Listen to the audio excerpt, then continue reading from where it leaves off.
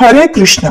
मार्गशीर्ष मास की कृष्ण पक्ष की एकादशी तिथि को उत्पन्ना एकादशी के नाम से जाना जाता है।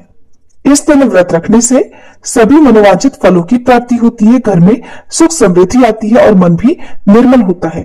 मार्गशीर्ष मास के कृष्ण पक्ष की 11 यानी 11वीं तिथि को ही भगवान विष्णु से एकादशी तिथि प्रकट हुई थी, इसलिए इस दिन उत्पन्ना एकादशी का व्रत रखा जाता है और इसी दिन से एकादशी व्रत करने की शुरुआत हुई। इस बार मार्गशीर्ष मास के कृष्ण पक्ष की एकादशी तिथि प्रारंभ होगी 26 नवंबर मंगलवार को 1:03 AM से। देखा जाए तो ये सोमवार की मध्य रात्रि का समय होगा और एकादशी तिथि की समाप्ति होगी 27 नवंबर बुधवार को सुबह 3:47 पर।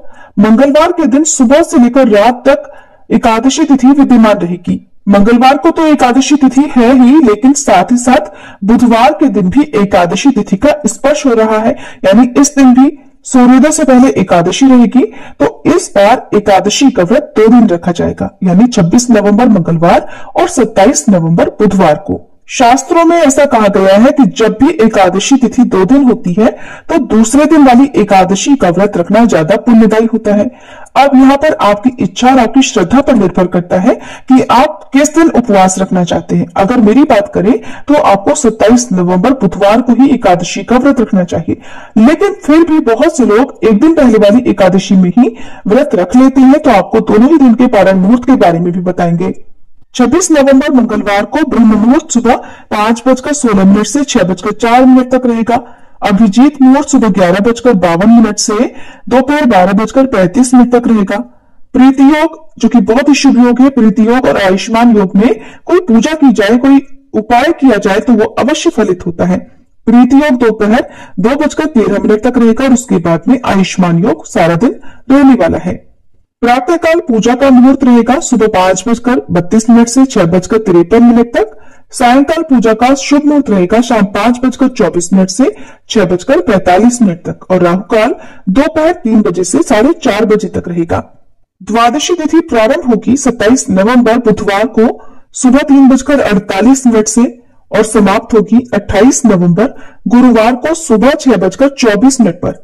अब आपको यहाँ पर एक बात का विशेष ध्यान देना है कि जब भी एकादशी का व्रत रखा जाता है तो अगले दिन व्रत का पारण करते समय यानी व्रत खोलते समय ये भी देखा जाता है कि उस समय हरिवासर तो नहीं है, क्योंकि हरिवासर की समाप्ति के बाद ही व्रत खोला जाता है और हरिवासर का जो समय होता है वो लगभग 5 से 6 घंटे का समय होता है। द्वादशी तिथि लगते ही द्वादशी तिथि के साथ साथ हरिवासर का समय भी शुरू हो जाता है।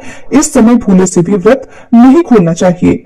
और बुधवार को इस बार सर्वार्थ सिद्धि योग बन रहा है। सूर्योदय होगा इस दिन सुबह 6:53 पर, सूर्यास्त शाम 5:36 पर। ब्रह्म मुहूर्त सुबह 5:16 से 6:04 तक रहेगा। आयुष्मान योग दोपहर 3:13 तक रहेगा और बाद में सौभाग्य योग सारा दिन रहेगा। हस्त नक्षत्र सुबह 4:34 तक और बाद में पूरा दिन चित्रा नक्षत्र रहेगा। बहुत ही शुभ दिन रहने वाला है। आपकी पूजा, आपका व्रत अवश्य फलित होगा। राहु काल दोपहर 12 बजे से 1:30 बजे तक रहेगा।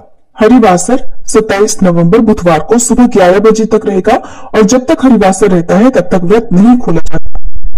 तो जो लोग 27 नवंबर बुधवार को एकादशी का व्रत खोलेंगे वो हरिवासर के समय भगवान की पूजा कर सकते हैं, भोग लगा सकते हैं और दान दे सकते हैं, लेकिन शुभ मुहूर्त में ही आपको व्रत खोलना होगा। 27 नवंबर बुधवार को दोपहर 1:31 से 3:40 तक का जो समय है वो व्रत खोलने का यानी व्रत पारण का शुभ मुहूर्त रहेगा। इसी समय आपको अन्न ग्रहण करना है। सुबह यदि बहुत आवश्यकता हो तो चाय या फिर दूध आदि आप ले सकते हैं, नहीं तो आपको पारण मुहूर्त में ही अन्न, जल, जो भी पानी वगैरह है वो ग्रहण करना चाहिए। और जो वैष्णव भक्त होते हैं वो द्वादशी तिथि में ही एकादशी का व्रत करते हैं, तो जो लोग बुधवार को एकादशी का व्रत रखेंगे उन्हें अगले दिन यानी 28 नवंबर गुरुवार को सुबह 6:53 से 7:36 के बीच में व्रत खोलना है। हालांकि इस समय त्रयोदशी तिथि प्रारंभ हो चुकी होगी, लेकिन त्रयोदशी तिथि के प्रथम पहर में व्रत खोला जा सकता है। अब आप जिस दिन भी एकादशी का उपवास करें उसी दिन आपको एकादशी के और ठीक एक दिन पहले दशमी तिथि के नियमों का पालन करना चाहिए। उम्मीद है ये जानकारी आपको पसंद आई।